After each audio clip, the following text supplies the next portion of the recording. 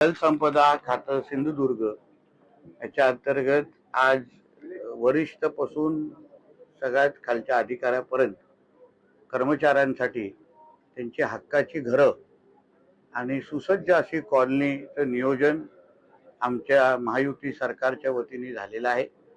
जिल्ह्यामध्ये या खात्याअंतर्गत होणारी कामाला अजून गती मिळाली पाहिजे, ताकद मिळाली पाहिजे, यासाठी अधिकाऱ्यांची स्वतःची घरं असणं हे अत्यंत महत्त्वाचं आहे।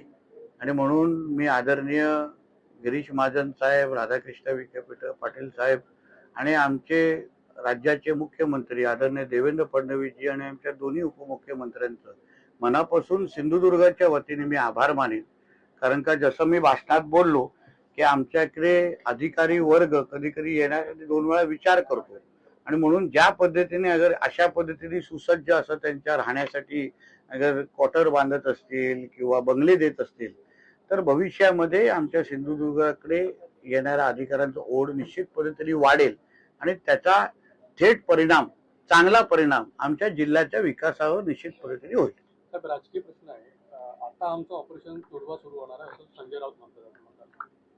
लक्षात घ्या, मुळामध्ये ऑपरेशन टायगर जे झालेलं आहे त्याच्या बाबतीमध्ये त्या शिवसेना पक्षाचे सगळे जे काही प्रमुख नेते मंडळी त्याच्याबद्दल त्यांनी माहिती दिलेली आहे। आता त्यावर तुम्ही तुडवा जुडवा बुडवा काही बोललात, पण मुळामध्ये ह्याचा जबाबदार कोण हेही कधीतरी विचार करायला पाहिजे। जसं तृणमूल काँग्रेसमध्ये एक अभिषेक बॅनर्जी आहे, तसा उबाटाचा अभिषेक बॅनर्जीला आपण का त्याला काही प्रश्न विचारत नाही?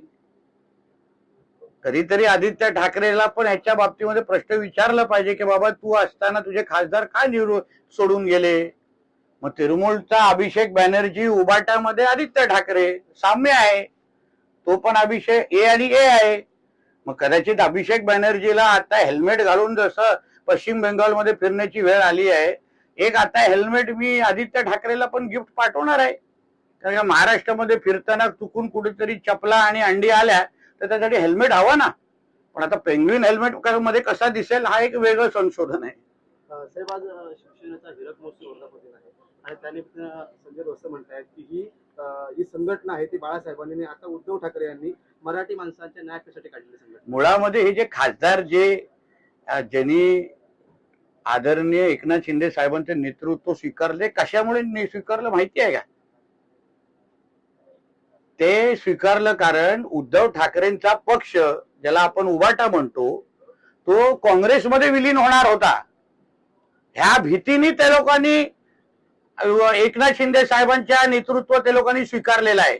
म्हणजे मूळ बाळासाहेबांचा विचार जे काँग्रेसच्या विरोधी विचार होते, मी माझ्या शिवसेनेचं कधीच काँग्रेस व्हायला देणार नाही, नाहीतर मी माझं दुकान बंद करून, असं बोलणारे आमचे हिंदू हृदय सम्राट बाळासाहेब ठाकरे ह्या सगळ्या विचाराला तिलांजली देऊन उद्धव ठाकरे जेव्हा काँग्रेसमध्ये विलीन होण्याचा विचार करत होते, मी तर हेही ऐकलं आदित्य ठाकरे आणि राहुल गांधीच्या बाबतीमध्ये बैठका पण झालेल्या, आदित्य ठाकरेंना काँग्रेसच्या राष्ट्रीय सरचिटणीस बनवण्याचा पण प्रस्ताव आलेला, हेही माझ्या कानावर आहे। एवढं सगळं काँग्रेसमध्ये विलीन होऊन मूळ बाळासाहेबांचेच विचार अगर बुडवायचे ना असतील तर मग खासदार राहणार कशाला? कसले बाळासाहेबांच्या विचारबद्दल संजय राजाराम राऊत बोलतायत? तुम्ही काँग्रेसमध्येच विलीन होणार होता तर ह्याच्यापेक्षा नेहरू गांधींचं गोडवे गावा ना, बाळासाहेबांचे गाव कशाला गाताय? तुम्ही त्यांच्यात तर विलीन होणार होतात। एका खासदाराची किंमत 85 कोटी रुपये ठरवण्यात आली असं रोहित पवार। असं आहे की आता शेमड्यासारखे हे महाविकास आघाडी काही बोलले त्याला काही अर्थ नाहीये।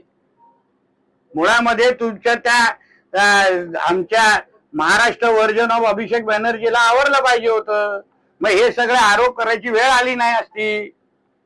जे हिंदुत्वाच्या विचारावर तयार झालेले हे सगळे मूळ शिवसैनिक, त्यांनाही जेव्हा बघितलं की हे काँग्रेस विचाराला स्वीकारणारे लोक आहेत, जिहादला स्वीकारणारे आहेत, हिंदुत्व विरोधी भूमिका घेणारे लोक आहेत, म्हणून तर ते लोक पुढे गेलेले। कधी कधी पैशांच्या पलीकडे विचार पण महत्वाचे असतात। हे रोहित पवारला कळणार नाही, तो लहान आहे अजून, शरीराने मोठं झालं म्हणजे मोठा होता असं लिहित नाही कुठे। देवेंद्र फडणवीस यांनी गद्दारांच्या रक्षणासाठी पोलीस लावले आहेत, हा जनतेच्या पैशाचा अवमान आहे संजय राऊत म्हणतात। हा, म्हणून उद्धव ठाकरेंनी लवकरात लवकर संरक्षण सोडावं। त्यांनी सांगितलं ना, गद्दारांच्या संरक्षणासाठी पोलीस लावलेत, तर उद्धव ठाकरेला कशाला संरक्षण दिलेलं आहे? आदित्य ठाकरेला तर त्यांनी पण संरक्षण. महाराष्ट्राचा सर्वात मोठा गद्दार मातोश्रीच्या तिसऱ्या माळ्यावरच बसतात. तर शिंदेच्या शिवसेनेवर टीका करताना संजय राऊत असं म्हणतात की त्यांचा जन्म कधी झाला हे अमित शहाना विचारलं पाहिजे. आणि मग संजय राऊतांचा राजकीय जन्म कधी झाला हे कोणाला विचारलं पाहिजे? की तो राजकीय लावारीस आहे? राजकीय क्षेत्रात त्याला कचऱ्याच्या डब्यातून कोणी उचललाय का? मग दुसऱ्यांवर आरोप करण्यापेक्षा पहिलं 4 बोटं स्वतःकडे आहेत हे पहिलं विचार करावं. उगाच अमित शहाजींना आणि भारतीय जनता पक्षामध्ये याच्यात ओढू नये.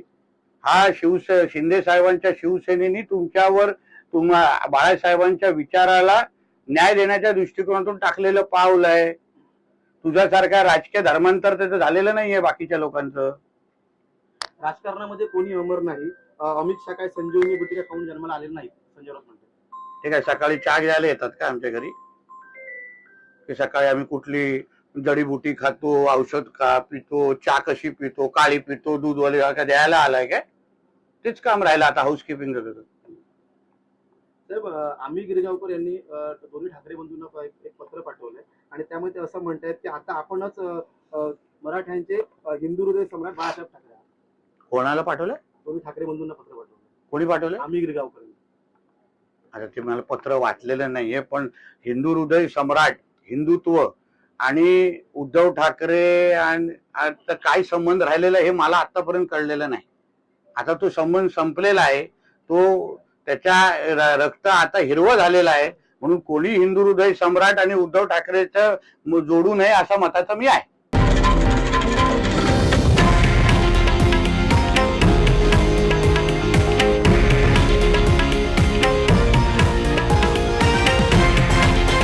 हे आहे देशातील नंबर 1 न्यूज नेटवर्क आणि आपण पाहत आहात TV9 मराठी, एकमेव.